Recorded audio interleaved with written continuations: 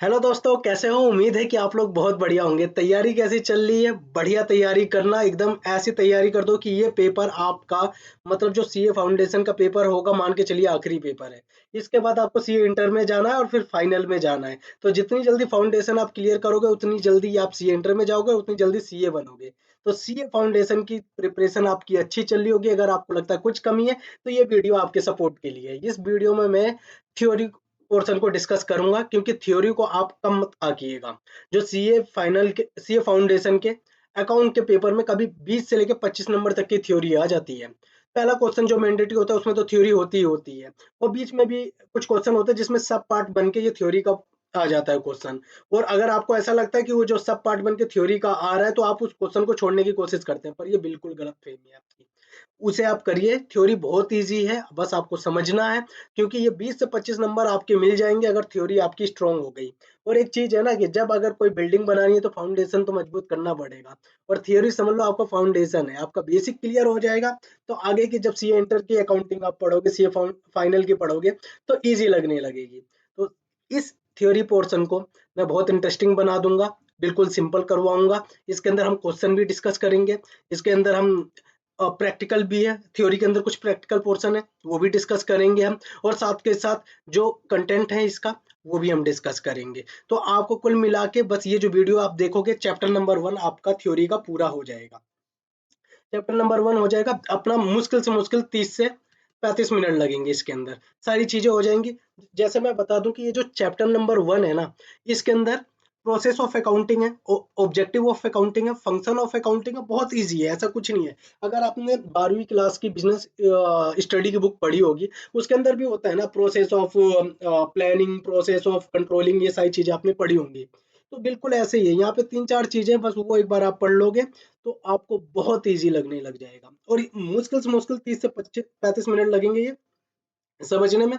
10 minute में question हम discuss करेंगे, 40 मिनट में आपके इस वाले चैप्टर से एट लीस्ट आपका एक क्वेश्चन तो आएगा, जो कि 4 से लेके 6 नंबर तक का हो जाएगा। एक क्वेश्चन तो आएगा आपका। तो वैसे तो टोटल थ्योरी 25 नंबर की आएगी मैक्सिमम, मान के चलो। तो 4 से 6 नंबर अपनी 35 क्लास में आप सिक्योर कर लोगे। तो बस थोड़ा सा क्या, जैसे मैं बताऊं वैसे आपको सुनना है। और जो लास्ट में हम क्वेश्चन डिस्कस करेंगे, वो एक बार आप समझ लोगे, आपका पहला चैप्टर खत्म हो जाएगा। फिर आगे की वीडियो में हम डिस्कस करेंगे। 3 वीडियो के अंदर आपके 25 नंबर आपके सिक्योर हो जाएंगे। तो सबसे पहले मैं बता देता हूँ कि इसके अंदर हम क्या क्या पढ़ने वाले हैं। प्रोसेस ऑफ अकाउंटिंग बताया, ऑब्जेक्टिव ऑफ अकाउंटिंग वो भी पढ़ेंगे हम, function of accounting, book keeping, user of accounts and difference between account and book keeping, limitation of account and relation with other subject. अगर देखा जाए ना, relation with other subject, limitation of accounting, difference between account and book keeping, अगर आप थोड़ा सा अपना भी माइंड लगाओगे ना, तो ये तो खुद भी सोल्व कर लोगे। बस मैं आपको थोड़ा सा इसके अंदर का बेसिक बता दूंगा, और सारी चीजें क्रक्स भी बता दूंगा। तो आप जब एग्जाम में क्वेश्चन करने बैठोगे ना, तो आपको ज्यादा सोचना नहीं पड़ेगा, अपना भी माइंड लगाओगे, इजिली कर लोगे इस चीज को। User of account, book keeping, तो बस हम 30 से 35 मिनट में इसे निपटा देते हैं। ठीक है, स्टार्ट करते हैं। एक second.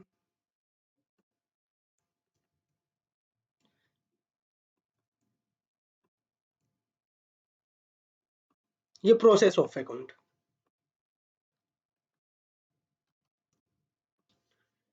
Procedure of accounting. Procedure of accounting के अंदर हम बात करते हैं, ये यूनिट का ओवरव्यू है, बहुत सिंपल है। दो तरह से होता है प्रोसीजर ऑफ अकाउंट। एक तो होता है कि इनिशियल फेज, इनिशियल फेज में हम क्या करते हैं, जनरेटिंग करते हैं, मतलब बुक्स ऑफ अकाउंट को हम बनाते हैं। दूसरे में उसे यूज करते हैं, यूजिंग ऑफ अकाउंट। पहले में generating, generating financial information, and second portion है यूजिंग द फाइनेंशियल इंफॉर्मेशन। जैसे आपको पता है जनरेटिंग कहाँ से स्टार्ट हो जाता है, बाउचिंग से स्टार्ट हो जाता है। बाउचिंग आप प्रिपेयर करते हो, उसके बाद जर्नल एंट्री करते हो, बाकी फिर उसकी सारी चीजें काम होती है, journal entry, ledger posting, trial balance. फिर उसके बाद आप बुक्स ऑफ अकाउंट बनाते हो। यहाँ पे यूजिंग ऑफ फाइनेंशियल इंफॉर्मेशन है। यूजिंग ऑफ फाइनेंशियल इंफॉर्मेशन, उसका एनालाइज करते हो आप, इंटरप्रेट करते हो, उसका मतलब क्या निकलता है, और कम्युनिकेट करते हो। कैसे एनालाइज करते हो आप? एनालाइज का मतलब ये है कि आप पहले तो रेशियोज चेक करोगे, उसके अंदर रेशियो चेक करोगे, उनका लास्ट ईयर से कंपेरिजन करोगे। और फिर समझने की कोशिश करोगे कि क्या कहते हैं, कुछ इसके अंदर ऐसा तो नहीं एक्स्ट्रा ऑर्डिनरी चीजें दिख रही हैं, कुछ ऐसा है कि लास्ट ईयर ज्यादा थी, कम थी, ये सारी चीजें एनालिसिस के अंदर आता है। बाद में हम डिस्कस करेंगे डिटेल के अंदर, जब हम कैश फ्लो स्टेटमेंट पढ़ेंगे, रेशियो पढ़ेंगे, तब वहां पे ज्यादा आसानी से समझ में आएगा। इंटरप्रेटिंग, इंटरप्रेटिंग का मतलब यह है कि आप उस चीज को समझना। जैसे कि अगर सेल्स है, आपका टर्नओवर है, दो गुना बढ़ गया, आपका सेल्स दो गुना बढ़ गया, आपकी कॉस्ट ऑफ गुड सेल्स वो बढ़ गई, तो आप समझोगे कि इसके पीछे फैक्टर क्या है, इन्फ्लेशन तो नहीं बढ़ी है, कहीं लेबर कॉस्ट तो नहीं बढ़ी है, उस चीज को आप इंटरप्रेट करोगे। और दूसरा है कम्युनिकेटिंग, कम्युनिकेटिंग कैसे करना है, कम्युनिकेट यूजर ऑफ अकाउंटिंग आगे हम पढ़ेंगे, उसके अंदर है उन्हें करना है, गवर्नमेंट को करना है, आपको इन्वेस्टर को करना है, बैंकिंग को करना है, अगर आपको ऐसा लगता है कि किसी से आपको वेंचर कैपिटल उठाना है उसे प्रोवाइड करवाना है, शेयर होल्डर्स को उन्हें कम्युनिकेट करोगे कि क्या है आपकी फाइनेंशियल स्टेटमेंट। तो इसके दो पोर्शन है प्रोसीजर ऑफ अकाउंटिंग का, मैं थोड़ा सा फास्ट लेके चलता हूँ, आपको 2x में करके नहीं पढ़ना पड़ेगा। ठीक है, प्रोसीजर ऑफ अकाउंटिंग सिंपल, दो portion, generating of accounting, using of accounting. Generating के अंदर क्या है, रिकॉर्ड करना, आपने बाउचिंग बनाया, बाउचिंग के बाद जर्नल एंट्री पास करी। क्लासिफाई करना क्या है, एक्सपेंसेस, कैपिटलाइज होगा, रेवेन्यू एक्सपेंडिचर क्या होगा, कैपिटल कैपिटल एक्सपेंडिचर क्या होगा, इनकम कौन सी डायरेक्ट इनकम है, इनडायरेक्ट इनकम है, इस चीज का क्लासिफाई करोगे आप। असेट्स कैसी है, करंट असेट्स है, नॉन करंट असेट्स है, ये क्लासिफिकेशन के अंदर जाता है। फिर उन्हें समराइज करोगे, समराइज का सबसे बढ़िया पोर्शन है ट्रायल बैलेंस, सबसे बढ़िया एग्जांपल, सबसे बढ़िया ट्रायल बैलेंस समराइज करते हो, सारी चीजों को लाके सबका क्लोजिंग बैलेंस ट्रायल बैलेंस में लेके आ जाते हो, वो है आपका समराइजिंग। तो वहां से करते हो, आपने तीन चीजें कर ली, रिकॉर्ड कर ली, क्लासिफाई कर लिया, समराइज कर लिया, उसके बाद आपने फाइनल अकाउंट बनाए, फाइनल अकाउंट बनाने के बाद उसे एनालिसिस करोगे, उसको इंटरप्रेट करोगे और फिर कम्युनिकेट करोगे। ये चीजें पूरे अकाउंटिंग का। आरसीएस, आरसीएस रिकॉर्ड करना, क्लासिफाई करना एंड समराइजिंग करना, जनरेटिंग का पोर्शन है। एंड यूजिंग ऑफ अकाउंटिंग के अंदर आ जाएगा एनालिसिस, एआईसी, एआईसी ये आ जाएगा आपका यूजिंग द फाइनेंशियल इंफॉर्मेशन। ठीक है, अब आगे हम बात करते हैं आइडेंटिफिकेशन ऑफ ट्रांजेक्शन। देखो ट्रांजेक्शन क्या होता है ना, ट्रांजेक्शन आप इस चीज को ऐसे समझिए कि ट्रांजेक्शन के अंदर ना फाइनेंशियल बिजनेस के प्रोस्पेक्टिव से मैं बात कर रहा हूँ, फाइनेंशियल इकोनॉमिकल इवेंट होनी चाहिए, फाइनेंशियल इकोनॉमिकल इवेंट होनी चाहिए उसके अंदर, तभी आप उसे ट्रांजेक्शन आप कह सकते हो। ट्रांजेक्शन के लिए ऐसा नहीं है कि आपने, अब मैं इसका सबसे बढ़िया एग्जांपल देता हूँ, आपके पास एक एम्प्लॉई है, ऐसा एम्प्लॉई है कि जो 10 घंटे का काम 8 घंटे में कर लेता है, तो क्या आप इसे रिकॉर्ड करोगे, क्या ये ट्रांजेक्शन है, क्या ये इवेंट है, नहीं है। पर अगर उसके अंदर पेमेंट का कुछ इन्वॉल्वमेंट है, सारी चीजें हैं, आप उसे सैलरी पे करते हो, तो सैलरी क्या है, ये आप उसे कुछ फाइनेंशियल, मतलब कुछ फाइनेंशियल ट्रांजेक्शन कर रहे हो, उसके साथ आप मॉनेटरी ट्रांजेक्शन कर रहे हो, तो अब ये आ जाएगा आपका ट्रांजेक्शन बिजनेस के प्रोस्पेक्टिव से। इसके अंदर देखो आप दो चीजें, input accounting cycle plus output. Output के अंदर तो यूजर्स, यूजर्स हैं अपने, ये लास्ट में अभी डिस्कस करेंगे, दो तरह से यूजर होते हैं, इंटरनल यूजर, एक्सटर्नल यूजर। सबसे पहले मैं बताता हूँ इनपुट। इनपुट के अंदर start from the event and transaction, account identification of transaction की बात है, from event and transaction, identification of economic, जैसे मैंने बताया event and transaction measure the financials term, जो मैंने बताया मॉनेटरी टर्म के अंदर अगर आप उसे मेजर करते हो, तब वो बिजनेस के प्रोस्पेक्टिव से एक ट्रांजेक्शन मानी जाएगी। फिर उसके बाद आप उसे करोगे, अकाउंटिंग साइकिल का पोर्शन आएगा, फिर आउटपुट में अकाउंटिंग साइकिल के अंदर record of the transaction on the books of original entry, recording यहाँ से उठ के आया, ये वाला अकाउंटिंग साइकिल का पास प्रोसेस है ये पूरा। अकाउंटिंग, फिर उसके बाद पोस्ट टू लेजर, आपने जर्नल एंट्री करी, फिर उसे लेजर के अंदर लेके जाओगे, आप लेजर पोस्टिंग करोगे, preparation of trial balance, summarising, preparation of final account. जब फाइनल अकाउंट बन जाएगा तब आप फाइनल अकाउंट के बाद क्या करोगे, फाइनल अकाउंट के बाद आप यूजर्स को बताओगे। यूजर्स में कौन हो गए, दो तरह से, internal user, external user. External user के अंदर आ गया अपना investor, lender, supplier, government agencies and customer, जो बाहर के, जो बिजनेस से बाहर के लोग हैं ना, वो एक्सटर्नल हो गए। ऐसा समझिए, अगर थोड़ा सा कॉम्प्लिकेटेड लगे तो पूछे कि इसके अंदर कि कौन है यूजर, हु इज यूजर, कौन है यूजर। तो सबसे सिंपल है इसके अंदर internal user and external user. Internal user ऐसा दिमाग लगे, जो बिजनेस के अंदर है वो इंटरनल हो गया, जो बिजनेस के बाहर है वो एक्सटर्नल हो गया। बिजनेस के अंदर कौन हो गया, मैनेजमेंट हो गया, एम्प्लॉय हो गए बिजनेस के अंदर, ये सारी चीजें ये बिजनेस के अंदर है, तो ये इंटरनल यूजर हो गए। बोर्ड ऑफ डायरेक्टर हो गए, पार्टनर्स हो गए, मैनेजर्स हो गए, ऑफिसर्स इंटरनल। और जो बिजनेस से बाहर है, जो बिजनेस के बाहर है, गवर्नमेंट ऑर्गेनाइजेशन हो गए, इन्वेस्टर हो गए, सप्लायर हो गए, ये सब बाहर के हैं। तो ये एक्सटर्नल यूजर हो गए। इसे इंपॉर्टेंट आप नोट कर लो, क्योंकि इस पे आता है क्वेश्चन, इस पे क्वेश्चन आएगा, इस पे आपको ट्रू एंड फॉल्स में भी पूछेंगे ये, ट्रू एंड फॉल्स के अंदर भी आ जाएगा कि इसमें से बताओ कि कौन इंटरनल यूजर है, कौन एक्सटर्नल यूजर है। पूछ लेंगे कि क्या जो पार्टनर है वो एक्सटर्नल यूजर है, तो अब इसका आंसर देना पड़ेगा, ट्रू एंड फॉल्स में 2 नंबर का रहेगा। और बिल्कुल सिंपल है, अगर आप देखोगे पार्टनर तो बिजनेस के अंदर का ही बंदा है, तो वो इंटरनल यूजर है। एग्जाम्पल के लिए मैंने आपको बताया। अब आगे हम देखते हैं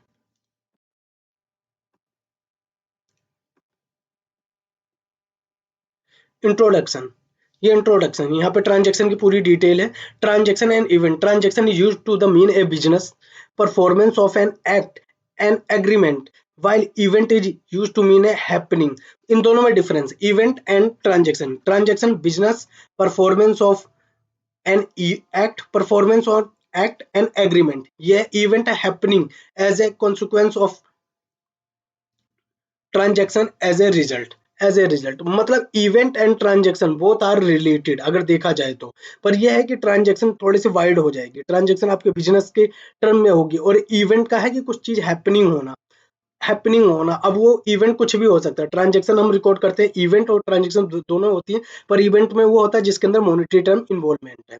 ये इसका हो गया detail transaction.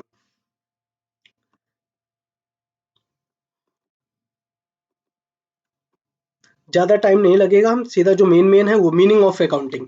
M of accounting, ये तो अकाउंटिंग का उद्देश्य है। देखिए, aim of accounting is to meet information need of the rational और साउंड डिसीजन। सबसे सिंपल है, आप अकाउंटिंग क्यों करना चाहते हो? बेसिक अकाउंटिंग इसलिए करना है कि अगर हम कोई डिसीजन बनाना चाहते हैं, वो हमारा डिसीजन एकदम एक्यूरेट हो, रैशनल हो। ऐसा नहीं हो कि हमने हवा में वो डिसीजन बना लिया। तो डिसीजन बिल्कुल एक्यूरेट और रैशनल होने के लिए हमें अकाउंटिंग करनी पड़ेगी, और अकाउंटिंग के अंदर भी हर चीज को हमें प्रॉपर रिकॉर्ड करना पड़ेगा, क्लासिफाई करना पड़ेगा, उसे समराइज करना पड़ेगा, और फिर उसके बाद आगे प्रोसेस होता है एनालाइज करना, इंटरप्रेट करना, फिर कम्युनिकेट करना, वो आगे का प्रोसेस हो जाएगा।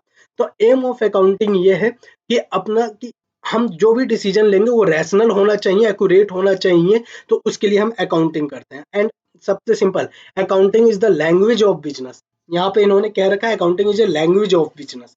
तो अकाउंटिंग का मेन ही है कि जो बिजनेस चल रहा है ना आपका, अकाउंटिंग आप देखोगे तो वो बिजनेस की भाषा बोलेगी कि ये बिजनेस में ये काम चल रहा है। ठीक है, मीनिंग ऑफ अकाउंटिंग, ये ये थोड़ा सा थ्योरी आपको पता होना चाहिए, इतना मुझे नहीं लगता कि आएगा एग्जाम में। Accounting is the art of recording, classify and summarising, जो स्टार्टिंग में पढ़ा हमने। अकाउंटिंग इज द आर्ट, और ये आपने 11th 12th में ही पढ़ा होगा। ये इसकी डेफिनेशन है। हालांकि इसकी डेफिनेशन और इनहेंस करी है इन्होंने, ये पुरानी डेफिनेशन है। Term of money transaction event which are in the part part 8 list.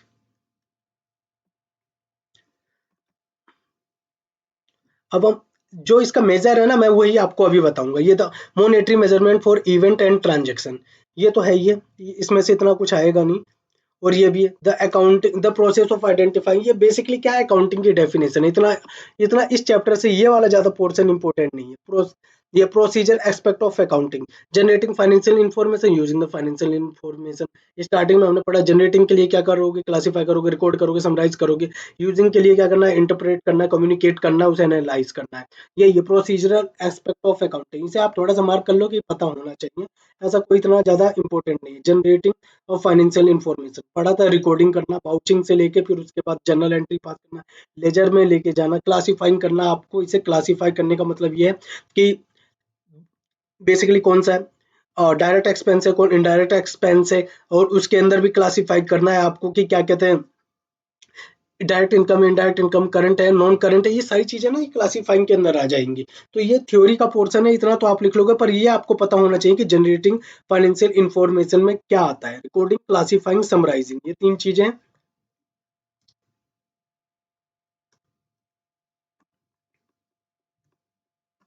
हाँ जी, ये लैपटॉप थोड़ा सा ज्यादा परेशान कर रहा है।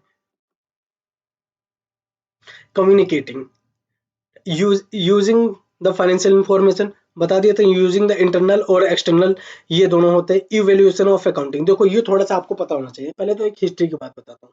अकाउंटिंग की ना हिस्ट्री बहुत, जब जितनी मानव सभ्यता पुरानी है ना, समझ लो उतनी अकाउंटिंग की भी है। अकाउंटिंग कहाँ नहीं यूज हुआ है, कहानी का मतलब है इंडिया में यूज हुआ, चाइना में यूज हुआ, हिस्टोरिकल बता रहा हूँ, मिस्र में यूज हुआ इसका। आप देख सकते हो इजिप्ट लोग भी यूज करते थे 4000 BC, मतलब आज से 6000 साल पहले भी इजिप्शियन लोग अकाउंटिंग यूज करते थे। बेबीलोन में अकाउंटिंग की यूज हुई है। और फिर उसके बाद बेबीलोन के बाद ये सारी चीजें आप देख सकते हो यहाँ पे, अकाउंटिंग, रेवेन्यू रिकॉर्ड, इंट्रेजर। ग्रीस, ग्रीस के अंदर भी यूज हुआ है। रोमन एम्पायर ने भी यूज किया, रोमन ने भी यूज कर रखा है, इंडिया में भी है। आप इसकी भी अगर देखो हिस्ट्री तो कौटिल्य की अर्थशास्त्र, उसके अंदर भी अकाउंटिंग के बहुत सारी चीजें मिली हैं। कौटिल्य ये यहाँ पे वो भी मिनिस्टर थे। और चंद्रगुप्त का, इनका तो आपको पता ही होगा। मतलब हर एक कंट्री, हिस्टोरिकल कंट्री, उन सब ने अकाउंटिंग, क्योंकि देखो जितनी मानव सभ्यता पुरानी है ना, उतनी ही व्यापार भी उतना ही पुराना है। और व्यापार के लिए क्या होना चाहिए? रिकॉर्ड होना चाहिए। रिकॉर्ड के लिए आपको अकाउंटिंग करनी पड़ेगी। हालांकि पहले ऐसा नहीं था कि डेबिट क्रेडिट जो आज यूज होता है, पहले भी ऐसे ही यूज होता हुआ। नहीं, उनके थोड़े से अलग एस्पेक्ट थे, पर यह है कि अकाउंटिंग ना मानव सभ्यता के साथ साथ जितनी मानव सभ्यता पुरानी है, उतनी अकाउंटिंग भी पुरानी है। तो ये evolution of accounting as a social science, पूरी हिस्ट्री है। थोड़ा सा अगर हिस्ट्री में आपका इंटरेस्ट है तो आप इसे पढ़ सकते हो। वैसे इसमें डेबिट एंड क्रेडिट का जो आप देखोगे ना, 1400 साल से, मतलब ये 1494 से, 94 से यूज हुआ था। वहां से डेबिट एंड क्रेडिट यूज हुआ। ये लैटिन वर्ड है। इटालियन इटालियन में लैटिन से आया, वहां से डेबिट एंड क्रेडिट का यूज हुआ। ये थोड़ा सा आपको पता होना चाहिए, क्योंकि पूरी अकाउंटिंग जो हम करेंगे डेबिट एंड क्रेडिट पे ही होता है। तो डेबिट एंड क्रेडिट का तो थोड़ा सा एटलीस्ट आपको पता होना चाहिए कि कौन सा वर्ड है ये। तो ये पूरी हिस्ट्री थी। इसका हिस्ट्री आपको पता होना चाहिए। एक्चुअली क्या है कि पूरी अकाउंटिंग डेबिट एंड क्रेडिट पे डिपेंड करती है। तो पता होना चाहिए कि इटालियन वर्ड, इटालियन में लैटिन से आया, डेबिट का क्या मतलब है, क्रेडिट का क्या मतलब है। सारी चीज़ें यहाँ पे मेंशन है, अगर ये देख सकते हो, क्योंकि एग्जाम के प्रोस्पेक्टिव से ये इंपॉर्टेंट नहीं है, वहाँ पे नहीं पूछा जाएगा। हालांकि हाँ, हो सकता है कि ट्रू एंड फॉल्स के अंदर 2 नंबर में पूछ लें, तो आपको पता होना चाहिए कि कौन से वर्ड से ये आया, डेबिट एंड क्रेडिट।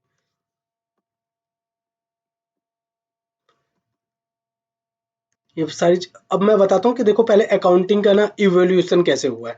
अकाउंटिंग, बस एक सेकंड लूंगा इस चीज पे। अकाउंटिंग का क्या होता है ना, पहले स्टोवर्डशिप चलती थी। स्टोवर्डशिप का मतलब जैसे इंडिया में है ना, कि पहले ऐसा होता था कि कुछ बड़े, जिनका ज्यादा बड़ा व्यापार था, जमींदार टाइप का आप कह सकते हो, वो ना मुंशी रखते थे। ये आपने कई मूवी भी, हिस्टोरिकल मूवी में देखी भी होगी। तो वो जो मुंशी होते थे, वो उनका पूरा बिजनेस संभालते थे, सारी चीजें देखते थे। अब धीरे धीरे जैसे उनका बिजनेस फैलता गया, वैसे वैसे अकाउंटेंट का काम भी बढ़ता गया। तो अब अकाउंटेंट का काम सिर्फ एक बिजनेस को संभालना नहीं हो गया, उस चीज को प्रॉपर मैनेज करना भी हो गया। हर एक चीज स्टार्टिंग से, रिकॉर्डिंग से लेके एंड तक का मतलब यूजर को, जो यूजर है उसे फाइनेंशियल स्टेटमेंट प्रोवाइड करवाने तक पूरा अकाउंटेंट का रोल हो गया। तो एक समय वो था कि जब पहले होता था कि एक बिजनेस हर एक चीज को रिकॉर्ड करते थे सिर्फ एक परिवार के लिए।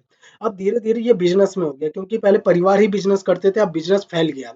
आप कोई भी कर सकते हो, proprietorship, partnership, LLP, company incorporated, trust, AOI, BOI, कितनी चीजें आप बना सकते हो और उसमें व्यापार कर सकते हो, बिजनेस कर सकते हो उससे। पहले ऐसा नहीं था। तो जैसे जैसे ये भी बढ़ते गए, मतलब इंट्रोड्यूस कह सकते हो, वैसे वैसे अकाउंटेंट का दायरा भी बढ़ता गया और वो काम भी बढ़ता गया। तो आप हिस्ट्री अगर देखना चाहो ना, तो ये रहा स्टेवर्ड्स अकाउंटिंग। इसे आप कह सकते हो कि यहीं से स्टार्ट हुई है अकाउंटिंग। पहले ये परिवार के लिए काम होता था अकाउंटिंग का, बड़े बड़े जमींदार लोग थे, उनकी अकाउंटिंग होती थी। अब धीरे धीरे ये काम फैल गया, तो अब बिजनेस के प्रोस्पेक्टिव से होने लग गया। तो अभी और भी इसमें बहुत सारी चीजें आने वाली हैं अकाउंटिंग, क्योंकि अकाउंटिंग ऐसा नहीं है, जैसे जैसे मैं कहूंगा ना एक चीज, कि समाज बदलता, सोसाइटी बदलती, वैसे वैसे अकाउंटिंग भी बदलती जाएगी। अब नई अकाउंटिंग आई है, सोशल रिस्पॉन्सिबिलिटी अकाउंटिंग आ गई है। अब आप अगर इन्वायरमेंट में कुछ ऐसा करते हो कि गैस रिलीज करते हो, आप इन्वायरमेंट को आप पोल्यूट करते हो, तो उसकी भी अकाउंटिंग होने लगी। पहले किसी ने सोचा था, अब हो रहा है, आगे और भी चीजें होने वाली है। तो अकाउंटिंग, जैसे जैसे समाज बदलेगा वैसे वैसे अकाउंटिंग बदलेगा। ये मोस्ट इंपॉर्टेंट है। इंपॉर्टेंट ऑफ, ये है objective of accounting, most important. Goal, objective का मतलब क्या होता है कि आपका गोल, आप क्या करना चाहते हो, आपका उद्देश्य क्या है ऑब्जेक्टिव में। तो सबसे पहले कि ये ऑब्जेक्टिव अकाउंटिंग का क्या है, अकाउंटिंग क्यों करना चाहते हो? सिस्टमेटिक रिकॉर्डिंग के लिए, हर चीज proper systematic recording of transaction. Basic objective of accounting is to systematically record the financial aspect. अगर आप किसी चीज को सिस्टमेटिक रिकॉर्ड नहीं करना चाहते, आप नहीं रखना चाहते, तो आपके लिए अकाउंटिंग नहीं है। हर कोई चाहता है कि उसके बिजनेस का प्रॉपर रिकॉर्ड हो, हर कोई चाहता है कि उसे पता चले कि एंड में, ईयर एंड में उसका क्या प्रॉफिट है, उसका क्या लॉस है। उसके लिए आपको अकाउंटिंग करनी पड़ेगी। तो systematic recording, ascertainment of result of above record. Basically क्या ना, देखो मैं बताता हूँ, ऑब्जेक्टिव का आप ऐसे समझ सकते हो। स्टार्टिंग फेज है, जनरल एंट्री आप पास करते हो। जनरल एंट्री के बाद आप सीधा क्या बनाते हो, लेजर्स बनाते हो। लेजर्स के बाद आप ट्रायल बैलेंस बनाते हो। ट्रायल बैलेंस के बाद आप पीएनएल और फाइनेंस बैलेंस शीट बनाते हो। ये चार चीजें आपके माइंड में है ना, तो आप ऑब्जेक्टिव ऑफ अकाउंटिंग लिख सकते हो। ऑब्जेक्टिव ऑफ अकाउंटिंग ऐसे समझो कि आप ये चार चीजें बनाने के लिए, जनरल एंट्री के लिए आपको रिकॉर्डिंग करना पड़ेगा। Ascertainment ascertainment of result of our records recorded transaction, आपको ना उसका रिजल्ट जानना है कि रिजल्ट क्या है। ये रिजल्ट ऐसे आएगा पीएनएल के अंदर, प्रॉफिट एंड लॉस के अंदर। जो नेट प्रॉफिट है, नेट लॉस है, ये आपको पता चलेगा, ये आपका रिजल्ट है कि बिजनेस का क्या रिजल्ट आया है। तो वहां से आप ये वाला पॉइंट लिख सकते हो कि ascertainment of result of above recorded transaction. सबसे पहले काम करना सिस्टमेटिक रिकॉर्डिंग, दूसरा आपको रिजल्ट फाइंड आउट करना है, तीसरा आपको क्या करना है, असर्टेनमेंट ऑफ फाइनेंशियल पोजीशन। दो चीजें, फाइनेंशियल पोजीशन का मतलब बैलेंस शीट से होता है। तो अगर आपको रिजल्ट पता चल गया, आप बैलेंस शीट बनाएंगे, बैलेंस शीट बनाने के बाद providing information to the user of rational for rational decision. आ गया। प्रोसेस ऑफ अकाउंटिंग में पढ़ा था हमने, रिकॉर्डिंग, क्लासिफाई, समराइजिंग, वहां से बिल्कुल यही निकला। Systematic recording, ascertainment of the result of above recorded transaction PNL के लिए, फिर बैलेंस शीट के लिए फाइनेंशियल पोजीशन आपको पता होना चाहिए, फिर providing information to user of for rational decision making, आपको उन्हें फाइनेंशियल्स प्रोवाइड करवाने जो यूजर्स हैं उनको। To know the solvency position, बिल्कुल वही है, लास्ट में आपको वो इंटरप्रेट करेंगे, उस चीज को एनालिसिस करेंगे कि आपके रेशियोज क्या बोलते हैं, कि आपकी फाइनेंशियल पोजीशन क्या है। बेसिकली ये अकाउंटिंग है। इसमें ना आप 4 से 6 नंबर का आप क्वेश्चन मान के चलिए, और ये वाला ऑब्जेक्टिव ऑफ अकाउंटिंग मेन है इसके अंदर। समझ लीजिए इसी से उठ के आ जाएगा क्वेश्चन, वरना ऐसे 2-3 पॉइंट और भी हैं जहां से बस आपको थोड़ी थोड़ी नॉलेज होनी चाहिए, आप एग्जाम में खुद भी लिख सकते हो उस चीज को। फंक्शन ऑफ अकाउंटिंग, देखो फंक्शन का क्या मतलब होता है, अगर उद्देश्य पाने के लिए कुछ काम करना पड़ेगा आपको, उस काम करने के लिए, उस काम करने की एक प्रक्रिया होती है, प्रोसेस होता है, उस प्रोसेस को फंक्शन ऑफ अकाउंटिंग कहते हैं। तो अकाउंटिंग के लिए मेजरमेंट होना चाहिए, आप हर चीज को मेजर करोगे, ऐसा नहीं है कि आप कुछ भी लिख दोगे।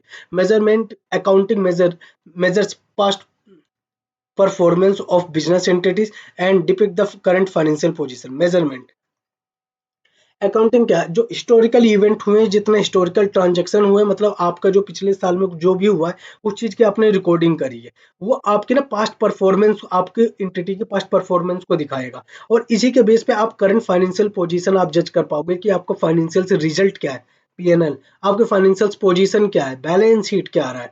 और जो यूजर है वो इसी बेस पे एक रैशनल डिसीजन मेकिंग कर पाएगा। तो ये है मेजरमेंट।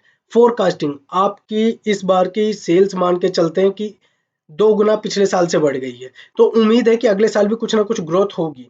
इस बेस पे आप फोरकास्टिंग कर सकते हो। तो मेजरमेंट में help I forecasting. Accounting help in forecasting future performance. Example के लिए मैंने बताया आपको कि अगर पिछले साल से इस साल सेल्स बढ़ी है, तो अगले साल भी कुछ उम्मीद है कि बढ़ सकती है। ये फोरकास्टिंग में हेल्प करेगा आपकी। फिर decision making, rational decision making main उद्देश्य, इसका मेन ऑब्जेक्टिव है, क्योंकि पूरी अकाउंटिंग का मेन काम ही यही है कि आप डिसीजन सही बना पाओ, एक्यूरेट डिसीजन, रैशनल डिसीजन होना चाहिए। और ये इसी बेस पे हो सकता है कि आपने सारी चीजें, रिकॉर्डिंग सही किया, क्लासिफाइंग सही किया, समराइजिंग सही कर रखा है आपने, और आपने books of account proper maintain कर रखे हैं। कंपेयर कंपेयर कर सकते हो लास्ट ईयर से इस, और करंट ईयर से, आप लास्ट ईयर की कॉस्ट से, इस साल की कॉस्ट से, किसी इंडस्ट्री की कॉस्ट से, अपनी कॉस्ट से कंपैरिजन में भी हेल्प करेगा ये। कंट्रोल, बेसिकली आपको ऐसा लगेगा कहीं पे लीकेज है, कहीं पे आपका फंड जा रहा है, कहीं पे ऐसा है कि एक्स्ट्रा इन्वेंट्री पड़ी है, ऐसा लग रहा है कि आपको कॉस्ट कहीं ज्यादा आ रही है, तो आप उस चीज को आप तुरंत कंट्रोल कर पाओगे। और government regulation, it is mandatory preparation of financial statement under company act. अगर कंपनी एक्ट के अंदर देखा जाए तो ये मैंडेटरी है कि आप फाइनेंशियल स्टेटमेंट प्रिपेयर करें। अब बुक कीपिंग की बात करते हैं। देखो अकाउंटिंग ना एक बहुत वाइडर टर्म है। बुक कीपिंग उसके अंदर का एक पार्ट है। बुक कीपिंग का मतलब बस आप इतना समझ लीजिए कि रिकॉर्डिंग और क्लासिफाइंग करने के लिए बुक कीपिंग है। अब बुक कीपिंग का काम भी आप देखते होंगे, कहते हैं कि बुक कीपिंग के लिए पर्सन की जरूरत है। उनका काम है सिर्फ बाउचिंग करना, जर्नल एंट्री पास करना। ना वो फाइनेंशियल स्टेटमेंट प्रिपेयर करते हैं, ना ट्रायल बैलेंस बनाते हैं, ना पीएनएल बनाते हैं, ना यूजर को प्रोवाइड करवाते हैं, ना उसे एनालिसिस करते हैं, ना इंटरप्रेट करते हैं। उनका काम सिर्फ बाउचिंग करना, जनरल एंट्री पास करना, इतना ही काम है। तो बुक कीपिंग का काम, ये बुक कीपिंग के काम से यहाँ पे आप दिमाग में लगा सकते हैं कि बुक कीपिंग बहुत छोटा टर्म है, और अकाउंटेंसी बहुत बड़ा वाइडर टर्म है। अकाउंटेंसी पूरे बिजनेस को लेके चलता है, और बुक कीपिंग अकाउंटिंग का ही एक पार्ट है, जिसमें सिर्फ आप रिकॉर्ड करते हो, वाउचिंग करते हो और जनरल एंट्री पास करते हो। ये बुक कीपिंग है।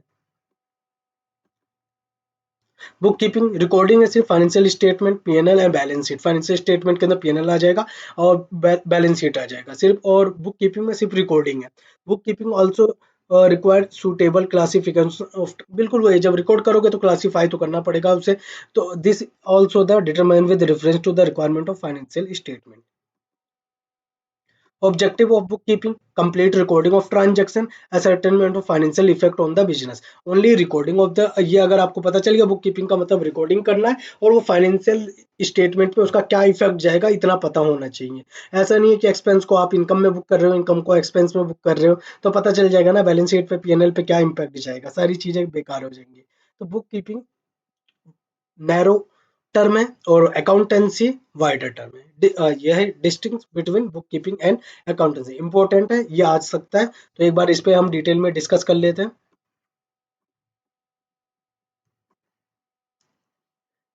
ये इंपॉर्टेंट है book keeping and accounting.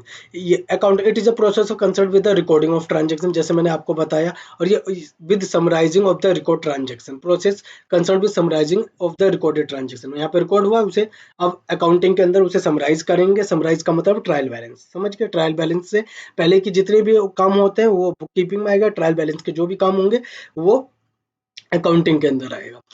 It's constitute A base for the accounting, बिल्कुल जब तक रिकॉर्ड नहीं करोगे अकाउंटिंग नहीं बनेगी। ये आ गया कि it consider a language of the business, आ गया ना, language of the business is accounting.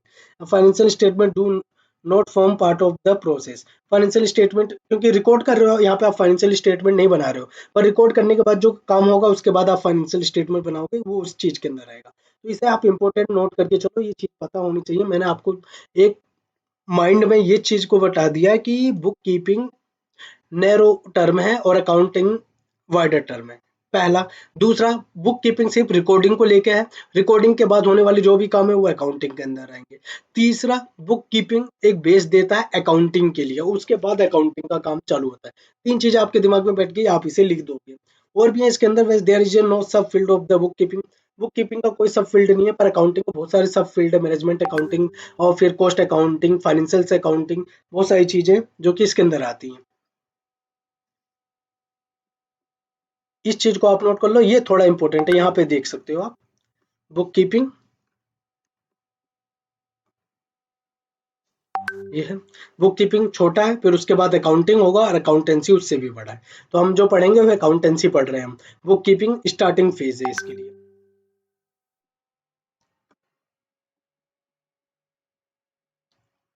ये सब फील्ड ऑफ अकाउंटिंग, ये भी इंपॉर्टेंट है। इसके अंदर मैं बता, फाइनेंशियल से अकाउंटिंग जो हम काम कर रहे हैं, बुक्स ऑफ अकाउंट प्रिपेयर करने का काम है, ये सारी चीजें फाइनेंशियल से अकाउंटिंग है। मैनेजमेंट अकाउंटिंग, जो भी रिपोर्ट हम बनाएंगे मैनेजमेंट को हम देंगे regarding the cost, regarding their internal controls and internal audits, सारी चीजें मैनेजमेंट अकाउंटिंग है। और ये कॉस्ट अकाउंटिंग एक अलग टर्म है। सीएमए वाले जो आजकल पढ़ रहे हैं वो कॉस्ट अकाउंटिंग है, बेसिकली हमारे में भी है, सीए इंटर में भी है, सीए फाइनल में भी आप कॉस्ट अकाउंटिंग पढ़ोगे, वहां पे आएगा। फाइनेंशियल अकाउंटिंग बैलेंस शीट पे और पीएनएल से रिलेटेड है। Management accounting providing report to the management of the entity, तो मैनेजमेंट अकाउंटिंग में आ जाएगा। Cost accounting regarding the standard costing हो गया, मैनेज और बजटिंग हो गया, स्टैंडर्ड कॉस्टिंग हो गया एंड एक्टिविटी बेस्ड कॉस्टिंग हो गया, ये सारी चीजें कॉस्ट अकाउंटिंग के अंदर आएगा। ये सब आप इंटर में पढ़ोगे, इतना ज्यादा वो लोड मत लेना, बस ये आपको फील्ड पता होना चाहिए। सोशल रिस्पॉन्सिबिलिटी अकाउंटिंग, देखो एक बिजनेस ना एक सोसाइटी के अंदर रहती है, काम करती है। अब सोसाइटी के अंदर काम करने के लिए ना सोसाइटी के प्रति उसकी कुछ जिम्मेदारी भी होती है। जिम्मेदारी के लिए, अगर आप सोसाइटी में काम कर रहे हो तो आप सोसाइटी के प्रति जिम्मेदार हो। तो अब इसका सबसे मेन एग्जांपल है सीएसआर, कॉर्पोरेट सोशल रिस्पॉन्सिबिलिटी। अगर जितना भी आपका प्रॉफिट होगा उसका 2%, एक लिमिट है कि अगर 5 करोड़ से ज्यादा का प्रॉफिट है, आपका नेटवर्थ 500 करोड़ से ऊपर है, तो आपको 2% अपना सोसाइटी के लिए खर्च करना पड़ेगा प्रॉफिट का। तो वो सीएसआर है। तो मतलब अब अकाउंटिंग देखो कहाँ से स्टार्ट हुई थी, स्टीवर्डशिप से भी स्टार्ट हुई थी कि सिर्फ एक परिवार के लिए काम होता था। अब ऐसा हो गया कि पूरे समाज के लिए काम हो रहा है। तो ये एग्जाम्पल है उसका। तो अब social responsibility accounting, human resource accounting, अरे भाई पूरे बिजनेस के अंदर जब लोग काम कर रहे हैं तो आपकी कुछ जिम्मेदारी बनती है लोगों के लिए। जो इम्प्लॉयज आपके यहाँ काम कर रहे हैं, जो पार्टनर है, जो मैनेजमेंट है, जो वहाँ पे इम्प्लॉय ह्यूमन रिसोर्स है, उनके प्रति आपकी जिम्मेदारी बनती है। तो उनकी अकाउंटिंग भी होनी चाहिए कि ऐसा ना हो कि आप सिर्फ उनसे काम ही करवा रहे हो, उन्हें कुछ बेनिफिट ना मिले सैलरी के अलावा। तो तभी तो देखते हो बहुत सारी चीजें होती है, पीएफ, बोनस, ग्रे छुट्टी, सारी चीजें इसका एग्जाम्पल है। User of accounting, user of accounting हमने डिस्कस किया। User of internal user, external user. Internal user के अंदर एक्सटर्नल ये investor, employ, lender, supplier and creditor. ये तो यूजर हो गए अकाउंटिंग के आपके। Relationship of accounting with other discipline, ये आ सकता है, ये थोड़ा सा इंपॉर्टेंट है। अदर डिसिप्लिन के साथ इसे नोट कर लो। अदर डिसिप्लिन का मतलब है अकाउंटिंग एंड इकोनॉमिक्स। इकोनॉमिक्स इसमें भी आपके सी फाउंडेशन में भी आपने 11th में भी पढ़ा है, 12th में भी पढ़ा है। वहाँ पे क्या नेशनल की इनकम निकालते हैं और इंडिविजुअल्स की इनकम निकालते हैं, डिमांड एंड सप्लाई, सारी चीजें। अकाउंटिंग भी ऐसे ही है, रिकॉर्ड करना हर चीज को मॉनेटरी टर्म है। इकोनॉमिक भी मॉनेटरी और नॉन मॉनेटरी टर्म को लेकर चलती है, अकाउंटिंग से मॉनेटरी टर्म को लेकर चलती है। तो इस चीज में एक रिलेशन है। अकाउंट इकोनॉमिक के लिए बेस तैयार करता है अकाउंटिंग। जब अकाउंटिंग में एक बिजनेस का प्रॉफिट निकलता है तो एक बिजनेस का निकलता है, जब पूरे एक इंडस्ट्री का निकलता है तब वो इकोनॉमिक के लिए यूज हो जाता है। तो मतलब दोनों में रिलेशन है। और आप पढ़ते भी हैं तो इकोनॉमिक्स में और अकाउंटिंग में और भी बढ़िया आप इसके अंदर रिलेशन बना सकते हैं। वरना इसके लिए तो सिंपल यही है कि अकाउंटिंग बेस तैयार करता है इकोनॉमिक डिसीजन लेने के लिए। और भी है इसका, टैक्सेशन के साथ भी है, अकाउंटिंग के क्या कहते हैं स्टैटिस्टिक्स के भी साथ है। अकाउंटिंग एक डाटा तैयार करता है, उसके बेस पे आप स्टेटिस्टिक तैयार करते हो एक ऑर्गेनाइजेशन का, एक इंडस्ट्री का, एक कंट्री का। फिर उसके बेस पे आप उस चीज को कंपेयर करते हो कि इस कंट्री में इंडिया के आज एक्सपोर्ट इतना है, इंपोर्ट इतना है, यूएसए का इंपोर्ट इतना है, एक्सपोर्ट इतना है, उन दोनों के बीच में वेरिएंस कैसे निकलता है। ये सारी चीजों के लिए अकाउंटिंग बहुत जरूरी है। अकाउंटिंग में पता है ना, रिकॉर्डिंग से लेके लास्ट तक जो कम्युनिकेट करते हैं फाइनेंशियल स्टेटमेंट, जो कम्युनिकेट करते हैं ना स्टेटिक्स में, उसका यूज होता है। फिर ये हो गया, ये इंपॉर्टेंट है। तो आपको थोड़ा सा ना इस चीज को नोट करके चलना है। कुछ चीजें पता होनी चाहिए कि इसके साथ इसका रिलेशन इकोनॉमिक्स के साथ, स्टेटिक्स के साथ, मैथमेटिक्स के साथ। क्योंकि अकाउंटिंग मैथमेटिक्स से आपको हर चीज रिकॉर्ड करना है। आपको सैलरी रिकॉर्ड करनी है, एक्सपेंस रिकॉर्ड करना है, इनकम रिकॉर्ड करना है, सेल्स रिकॉर्ड करना है, आपको आपकी एसेट्स रिकॉर्ड करनी है। सब मॉनेटरी टर्म में होता है। मॉनेटरी टर्म के लिए आपको प्लस माइनस डिवाइड ये सारी चीजें तो करनी पड़ेंगी। तो मैथमेटिक्स का यूज है अकाउंटिंग के अंदर। Double entry book keeping can be converted in the algebraic. बिल्कुल आपको पता है ना, assets equal to liability plus capital. ये इक्वेशन आपने पढ़ी होगी, 11th में पढ़ी है, 12th में पढ़ी होगी आपने, और सीए फाउंडेशन में भी पढ़ रहे होंगे। Assets equal to liability plus capital. तो ये अलजेब्रिक फॉर्म में रहेगा। तो मैथमेटिक के साथ अकाउंटिंग का, पर इतना भी नहीं कि आपको इसके लिए ट्रिग्नोमेट्री आनी चाहिए, आपको जियोमेट्री में हाँ कुछ चीजें होनी चाहिए, पर इतना भी नहीं ट्रिग्नोमेट्री आनी चाहिए आपको। और भी कुछ ऐसे अकाउंटिंग के मैथमेटिक्स के बड़े बड़े फॉर्मूलाज आने चाहिए, बिल्कुल भी नहीं। कोई जरूरी नहीं है, बस आपको simple divide, multiply and deduct करना इतना आता है तो आप अकाउंटिंग कर लोगे। थोड़ा सा है इसके अंदर वाइडर, पर इतना भी नहीं है कुछ। तो अकाउंटिंग के मैथमेटिक्स के साथ है, पर इतना भी ज्यादा इसका रिलेशन नहीं है। Accounting and management. Management is a broad occupational field. अब मैनेजमेंट को ब्रॉड ऑक्यूपेशनल मैनेजमेंट में सारी चीजें आ जाएंगी आपके। पूरा बिजनेस का प्रोसेस आपको मैनेज करना। आपको मैनेज करने का मतलब है आपको पता होना चाहिए एचआर की कॉस्ट कितनी आ रही है, आपकी कॉस्ट कितनी आ रही है ऑर्गेनाइजेशन के अंदर, और कुछ एक्स्ट्रा ऑर्डिनरी कॉस्ट कितनी है। तो उस चीज के लिए ना अकाउंटिंग आपको एक डाटा प्रोवाइड करवाता है। तो वो डाटा जो प्रोवाइड करवाएगा मैनेजमेंट यूज करेगा। तो ये है, तो मतलब 4-5 सब फील्ड हैं जो कि आएगा। अगर 4 नंबर में क्वेश्चन आ गया तो आप लिख लोगे इजीली। मैथमेटिक्स के साथ, स्टैटिक्स के साथ, इकोनॉमिक के साथ एंड मैनेजमेंट के साथ, ये सारी चीजें। लिमिटेशन ऑफ अकाउंटिंग, देखो लिमिटेशन ऑफ अकाउंटिंग, हर चीज की लिमिटेशन होती है, अकाउंटिंग की भी है। पहला, अकाउंटिंग पास्ट को लेके चलता है, ये फ्यूचर की गारंटी नहीं देगा, पहला। दूसरा, अकाउंटिंग से मॉनेटरी टर्म को यूज कर रिकॉग्नाइज करता है। नॉन मॉनेटरी, अगर कोई एम्प्लॉय बहुत ज्यादा ईमानदार है तो उसकी ईमानदारी को क्या आप बैलेंस शीट में दिखा सकते हो? क्या उसकी ईमानदारी को आप पीएनएल में दिखा सकते हो? नहीं दिखा सकते हो। तो ये सारी चीजें ना लिमिटेशन ऑफ अकाउंटिंग के अंदर आ जाएंगी।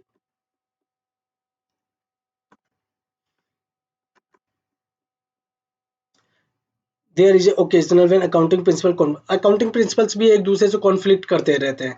जैसे कि इन्वेंट्री का है कि फीफो मेथड हो, लिफो मेथड हो, कोई वेटेज एवरेज मेथड अप्लाई करता है। मतलब कोई एक सिस्टम नहीं है कि एक ही फॉर्मेट में सारे काम हो। तो सबके अलग अलग फॉर्म वो है फॉर्मेट, सबका अलग अलग काम होता है, तो आपस में कॉन्फ्लिक्ट करते हैं। बहुत सारी चीजें हैं कि जो कि पर्सनल जजमेंट में होता है। जैसे कि आप प्रोविजन बनाते हो, provision for bad debt, provision for expenses तो वो सिर्फ आपके पर्सनल जजमेंट में है, और सबका पर्सनल जजमेंट वैरी करता है, कोई ऐसा नहीं है कि एक सबकी सोच एक जैसी हो। तो ये भी अकाउंटिंग की एक लिमिटेशन है। Difference accounting policy, role of accountant in society, ये तो लिख दोगे आप, role of accountant in society, क्योंकि आएगा तो ये, पर अब जब खुद आप सीए बन रहे हो तो आपका क्लियर होगा कि सोसाइटी में क्या रोल है एक अकाउंटेंट का। बहुत रिस्पेक्ट मिलती है सोसाइटी के अंदर एक अकाउंटेंट, एक चार्टर्ड अकाउंटेंट को। क्यों? क्योंकि उसकी होनेस्टी के लिए, क्योंकि वो हर चीज को टाइम से करते हैं, क्यों वो हर चीज को सीरियसली लेके करते हैं, और किसी चीज को ऐसा नहीं है कि छोड़ देते हैं कि कर देंगे हो जाएंगे। इसलिए सोसाइटी से उन्हें रिस्पेक्ट मिलती है, सबकी हेल्प करते हैं। और सबसे बड़ी बात, नेशनल की जो इनकम है, इकोनॉमी है, उसमें जो मूवमेंट आता है उस चीज को मेजर करते हैं, उसे बूस्ट करते हैं। इसलिए एक अकाउंटेंट, एक चार्टर्ड अकाउंटेंट की बहुत ज्यादा रिस्पेक्ट है सोसाइटी के अंदर। तो प्रॉपर यही है, और इस चीज को तो आप और अच्छी तरह लिख के आ सकते हो। तो मेन चीज इसके अंदर ना, objective functions, limitations and relation with other field of accounting, ये इंपॉर्टेंट है। एक क्वेश्चन आएगा 4 से 6 नंबर का, ये चैप्टर है आपका। Area of service, management. अब क्या काम करते हैं अकाउंटेंट? बुक कीपिंग करते हैं, स्टैट्यूटरी ऑडिट करते हैं। अब मैं सीए हूँ, मैं चार्टर्ड अकाउंटेंट हूँ, मैं भी स्टैट्यूटरी ऑडिट करता हूँ, बुक कीपिंग करता हूँ, कितनों की बुक्स ऑफ अकाउंट मेंटेन करता हूँ। तो ये सारी चीजें आप देख सकते हो, आप सीए कर रहे हो, आपको तो क्लियर होगा इस चीज का, क्योंकि सीए का काम क्या है? बुक्स ऑफ अकाउंट प्रिपेयर करना, ऑडिट करना, इंटरनल ऑडिट करना, स्टैट्यूटरी ऑडिट करना, ये। और कंपनी के आरओसी फाइलिंग, कंपनी इनकॉर्पोरेट करना, टैक्सेशन देखना, ये काम है सीए का। फाइनेंशियल एडवाइस करना कि आपको प्रोजेक्ट बनाना है, आपको लोन चाहिए, आपको फंड चाहिए, तो किस हिसाब से आपको मिल सकता है। ये सारा काम सीए का काम है। तो सारी चीजें करते हैं, क्या काम करते हैं वो? बुक कीपिंग करते हैं, स्टेट्यूटरी ऑडिट करते हैं, इंटरनल ऑडिट करते हैं, फाइनेंशियल एडवाइस करते हैं, टैक्सेशन में काम देते हैं। अदर सर्विस में तो आप लिख सकते हो, अदर सर्विस में secretarial work, share registration, company formation और रिसीवेबल, आर्बिट्रेशन, ये सारा काम है जो सीए करते हैं। पर आप 3-4 लिख दोगे पॉइंट तो ठीक है उसके अंदर, क्योंकि इतना ज़्यादा इससे आएगा नहीं। और जब आप सीए कर रहे हो, धीरे धीरे करते जाओगे तो आपको और पता चल जाएगा सीए क्या काम करते हैं। चार्टर्ड अकाउंटेंट पब्लिक सेक्टर के अंदर भी सीए वही सारी चीजें, उनकी बुक्स ऑफ अकाउंट को देखना, उनके मैनेजमेंट में पार्टिसिपेट करना, एक डिसीजन प्रोवाइड करवाना, और एक उन्हें सपोर्ट देना, कंसल्टेंसी देना, ये सारी चीजें पब्लिक सेक्टर एंटरप्राइजेज में, पीएसयू में भी होता है। आजकल पीएसयू में बहुत सीए जा रहे हैं, वो काम भी देखना। ये समरी है, एक बार समरी भी देख लेना आप। पर ये जो चैप्टर है ना, ये 4 से 6 नंबर का आएगा, इसमें से 3-4 पॉइंट है जो मैंने आपको बता दिए, बहुत इंपॉर्टेंट है। और बाकी जो इसकी जो, पहले मैं डिस्क्रिप्टिव क्वेश्चन एक बार डिस्कस कर लेता हूँ। 5 क्वेश्चन है। ये रहा, define account, what are the sub field of accounting. Sub field of accounting हमने पढ़ा है, उसके अंदर sub field of management accounting, financial accounting और कॉस्ट अकाउंटिंग, ये सारी चीज सब फील्ड ऑफ अकाउंटिंग है। और डिफाइन द अकाउंटिंग, अकाउंटिंग का बताया है, रिकॉर्डिंग होता है, classifying, summarising, interpreting and analysis and फिर रिपोर्टिंग, ये अकाउंटिंग है।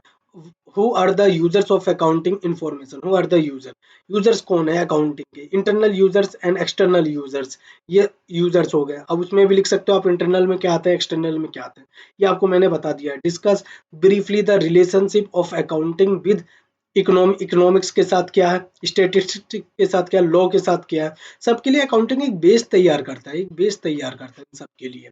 इकोनॉमी के लिए आप जो नेशनल कैपिटल इनकम आप जज कर वो करते हो, कैलकुलेट करते हो। आप नेशनल की टोटल डिमांड कितनी है, सप्लाई कितनी है, अनएम्प्लॉयमेंट कितना है, सारी चीज़ों के लिए ना आप एक अकाउंटिंग का डाटा होना चाहिए आपके पास, कि आपके ऑर्गेनाइजेशन में कितने लोग काम कर रहे हैं, पूरे देश में कितने लोग हैं, उसके बेस पे आप अनएम्प्लॉयमेंट निकाल लोगे कि इतने लोग काम कर रहे हैं, इतने नहीं कर रहे हैं, तो अनएम्प्लॉयमेंट रेट इतना है। तो एक इकोनॉमी के लिए ना बेस तैयार करता है। स्टेटिस्टिक के लिए भी यही तैयार करता है कि यूएसए की एक्सपोर्ट इतना, यूएसए का इंपोर्ट इतना, इंडिया का एक्सपोर्ट इतना, इंडिया का इंपोर्ट इतना, दोनों के बीच में कंपैरिजन किस लिए? जब आपके पास अकाउंटिंग डाटा होगा तब। लॉ के लिए भी यही है कि कंपनी के अंदर टैक्स इतना होना चाहिए, या इंडिविजुअल के लिए टैक्स इतना होना चाहिए। ये सब लोगों की इनकम से पता चलेगा। जब इनकम ऐसे होगी, जब उनकी रिकॉर्डिंग होगी, उनके एक्सपेंस पता चलेंगे, उनकी इनकम पता चलेगी, तब पता चलेगा कि क्या लॉ बनाना है। ये है। Discuss the limitation, keep in mind well evaluate, evaluating the financial statement, ये लिमिटेशंस हो गया। लिमिटेशन पास्ट को लेके चलता है, फ्यूचर की फोरकास्टिंग प्रॉपर नहीं करता है। फिर दूसरी चीज़ है पर्सनल जजमेंट पे होता है, इनके जो प्रिंसिपल से आपस में कॉन्फ्लिक्ट करते रहते हैं, ये सारी चीज़ें इसकी लिमिटेशन है। What service can be a chartered accountant provide to the society, अभी डिस्कस हुआ था ना, बुक कीपिंग देता है, स्टैट्यूटरी ऑडिट करता है, इंटरनल ऑडिट करता है, टैक्सेशन एडवाइस करता है, फाइनेंशियल से एडवाइस करते हैं, और बहुत सारी चीज़ें सब फील्ड के अंदर आ गई। कंपनी फॉर्मेशन, शेयर रजिस्ट्रार करना, और उन्हें एक पोर्टफोलियो की सर्विस देना, सारी चीजें सीए के अंडर आ जाती हैं। आर्बिट्रेशन करना, तो ये आप लिख दोगे एक क्वेश्चन, इसे 4 से 6 नंबर का आप मान के चलो, ये पढ़ के जाइएगा। पूरा रिवाइज करवा दिया, मुश्किल से मुश्किल मेरे ख्याल से 40 मिनट लगे हैं अपने, और हमारा पूरा चैप्टर हो गया।